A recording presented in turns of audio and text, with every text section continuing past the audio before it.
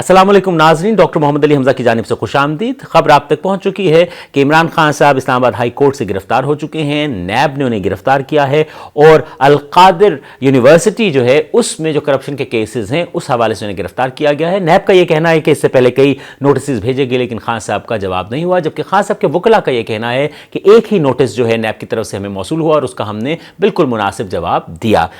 Islamabad high court में इमरान खान साहब आज सुबह पेशी के लिए जब पहुंचे तो डेफिनेटली वहां पे उनका जहां वो पेशी के लिए पहुंचे, साथ ही इसी केस अल-कादिर यूनिवर्सिटी के हवाले से उसकी ज़मीन के अलॉटमेंट में जो करप्शन का केस नैब ने इमरान खान साहब के खिलाफ मौजूद है, जिसके ऊपर अभी इन्वेस्टिगेशन जो है वो शुरू होनी है, उसकी ज़मानत जो है कबल गिरफ्तारी वो भी हासिल करना उनका मकसद था। लेकिन हमने देखा कि रेंजर्स ने इस्लामाबाद हाई कोर्ट में बायोमेट्रिक्स का जो ऑफिस था उसके अंदर जाके घुस के इमरान खान साहब को ज़बरदस्ती जो है वो गिरफ्तार किया। और इसी हवाले से इस्लामाबाद हाई कोर्ट के जो चीफ जस्टिस हैं उन्होंने अपने कंसर्न का इजहार किया कि हाउ इज़ दिस पॉसिबल कि एक इस्लामाबाद की हाई कोर्ट जो है उसके अहाते में आप गिरफ्तारी करें। या आपके इल्म में यह होना चाहिए कि जब भी किसी हाई कोर्ट या किसी भी अदालत की अहाते में गिरफ्तारी की जाती है तो उसका एक कानूनी प्रोसीजर होता है जिसमें रजिस्ट्रार इस्लामाबाद हाई कोर्ट या कोई भी हाई कोर्ट उसके रजिस्ट्रार को इतला दी जाती है, उनसे इजाज़त दी जाती है और वो इजाज़त जो है रजिस्ट्रार ऑफिस जो है वो चीफ जस्टिस की इजाज़त के बगैर दे नहीं सकते। इस्लामाबाद हाई कोर्ट के चीफ जस्टिस जो हैं उन्होंने इस कंसर्न का इजहार किया है कि अहाता अदालत जो है उसके अंदर गिरफ्तारी क्यों हुई। और याद रखिए कि अगेन अदालती इंस्टीट्यूशंस जो हैं उनकी इज़्ज़त और वक़ार का भी ये मसला है, क्योंकि अगर आज इसके ऊपर इस्लामाबाद हाई कोर्ट कुछ नहीं कहती और खामोश हो जाती है तो कल इसका मतलब कि अदालत के अहाते में जाके किसी को भी गिरफ्तार किसी तरह भी किया जा सकता है बग़ैर किसी कानूनी प्रोसीजर को अपनाए। हमारे सामने दो मनाज़िर हैं, एक है एहतजाजी सियासत और एक है जो कानूनी सियासत। पाकिस्तान के अंदर जो तारीख़ हमारे सामने रही कि एहतजाजी सियासत और कानूनी सियासत दोनों साथ साथ चलती रही और इसकी वजह यह है क्योंकि कानूनी सियासत तभी हो पाती है जब आपके इदारे जो हैं वो कमज़ोर होते हैं, जब आपके अदालती वाबस्ता इदारे हों या दीगर इदारे हों अगर वो मजबूत ना हो, वो इंस्टीट्यूशन मजबूत ना हो तो फिर सियासत खेली जाती है, अपनी मर्ज़ी के बेंच बनाए जाते हैं, अपनी मर्ज़ी के लोगों का इंतज़ार किया जाता है और जब वो आ जाते हैं तो अपनी मर्ज़ी के फैसले भी करवाए जाते हैं।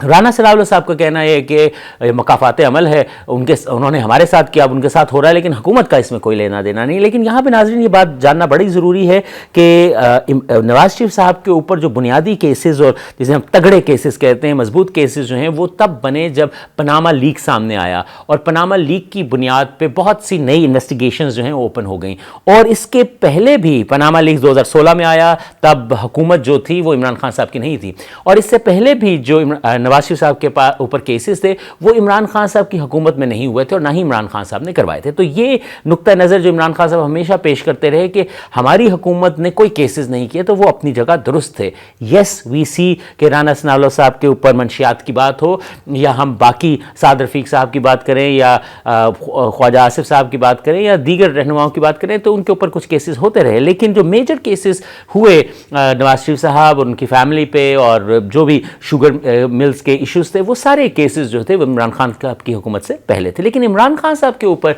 ये जो केसेस चल रहे हैं 121 केसेस तो वो जो हैं गद्दारी के केसेस हैं, वो जो जुमलेबाजी करते हैं उसके केसेस हैं, लेकिन जो तोशाखाना केस और अल-कादिर यूनिवर्सिटी की ज़मीन और अराज़ी और इसके ऊपर जो मामलात हैं उसका केस है, ये मौजूदा हुकूमत ही में हुआ। वो अलग बात है हुकूमत इससे दस्तबरदार होती है और कहती है कि हमारा इससे कोई लेना देना नहीं, तो नैब ने किया। मौजूदा हुकूमत ने नैब के वो जो फैंक्स थे, वो जो पकड़ने वाले दांत थे वो ख़त्म कर दिए हैं। पहले नैब अगर आपको गिरफ्तार करती थी तो 90 दिन वो आपको अपने पास रिमांड में रख सकते थे, जबकि अब कानून जो है नैब का बदल दिया है और वो इसी हुकूमत ने बदला है, मौजूदा हुकूमत ने बदला है और अब आप नैब में गिरफ्तारी के फौरन बाद भी जमानत हासिल कर सकते हैं। तो ये शायद इमरान खान साहब के लिए एक पॉजिटिव साइन होगा कि वो उनकी जमानत जो है वो एक्सपेक्टेड है वो आजकल में हो जाएगी। हो सकता है जब आप ये मेरा वीलॉग सुन रहे हों तो तब तक इस्लामाबाद हाई कोर्ट की तरफ से ये गिरफ्तारी के प्रोसीजर को कलादम करार दे के इमरान खान साहब को पहले ही रिहाई मिल चुकी हो, ये पॉसिबिलिटी भी अपनी जगह कायम है। ये सारी सूरत हाल जो है ये सियासी बेचैनी और सियासी जो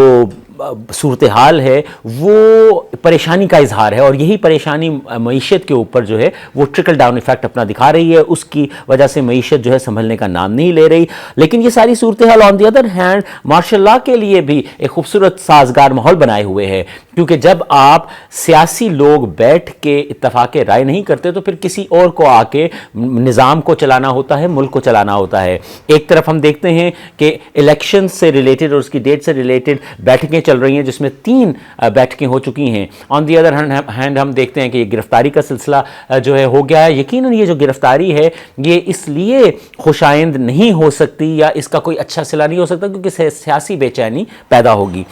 یہ دکھ اپنی جگہ ہے کہ پاکستان میں انصاف جو ہے وہ باندھی ہے طاقتوروں کی،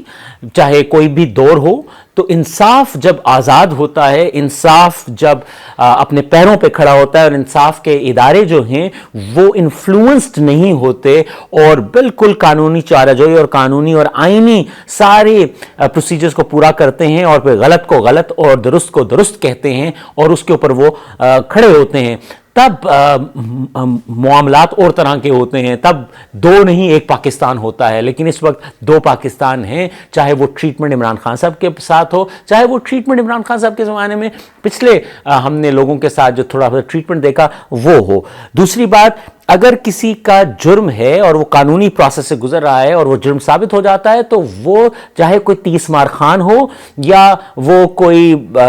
جمع دار ہو، اگر اس کو سزا بنتی ہے قانون کے مطابق تو وہ سزا ہونی چاہیے۔ لیکن اگین انصاف کے ادارے جو ہیں ان کو مضبوط ہونا، اپنے پاؤں پہ کھڑے ہونا اور اپنی جو جسے نوبلٹی ہے، اپنی انٹیگریٹی ہے، اس کو اشور کرنا اس کے لیے ضروری ہے، جو کہ اس وقت ایک ڈول ڈرمز میں ہے۔ ہم ایون کہ عدالت عظمیٰ کے اندر دھڑے بندی کی جو باتیں سنتے ہیں وہ اب زبان زد عام ہیں۔ میں کیا کہوں، کوئی کیا کہے، ہر ایک بندہ یہ بات کرتا ہے جی بینچ ہیں تو اختلاف ہے، تو وہ جو قانون کے بڑے محافظ ہیں جو عدالت عظمیٰ بیٹھے ہیں ان کے آپس میں اگر اختلاف ہے، آپس میں اگر دراڑ ہے تو اس کا مطلب ہے کہ دے آر انفلوئنسڈ، چاہے کوئی ایک پارٹی کسی سے انفلوئنس ہو یا دوسری، دیر از دراڑ، there is a crack, and if there is a crack among the top notch judges of this country تو پھر کس سے منصفی چاہیں۔ خواتین و حضرات، ہم دعا گو ہیں کہ پاکستان میں یہ جو سیاسی ہلچل اور سیاسی بے چینی ہے یہ کچھ مان پڑے اور خان صاحب ہوں، P T I who, known league ہو، دیگر جماعتیں ہوں، پیپلز پارٹی ہوں، وہ کہیں نہ کہیں جا کے اس ملک کی بھلائی اور جو انسٹیٹیوشنز ہیں وہ اس ملک کی بھلائی کے لیے کام کریں، اور ملک کی بھلائی تبھی ہے جب جمہور کی بھلائی ہمیں نظر آتی ہے، اور فی الحال جمہور کی بھلائی ہمیں نظر نہیں آ رہی، اور جب تک ملک میں کوئی ڈائریکشن نہیں ہوتی اور جمہور کو وہ ڈائریکشن نظر نہیں آتی اور اس ڈائریکشن کا صلہ جو ہے وہ جمہور کو نہیں ملتا، تب تک ساری باتیں جو ہیں وہ فضول ہیں، وہ ان کا اختتام جو ہے وہ انتشار ہے، ان کا اختتام جو ہے وہ بے چینی ہے اور تذبذب ہے۔ اب تک کے لیے اتنا ہی، چینل کو سبسکرائب کرنا مت بھولیے گا۔ اجازت دیجیے اگلے ولاگ تک کے لیے، خدا حافظ۔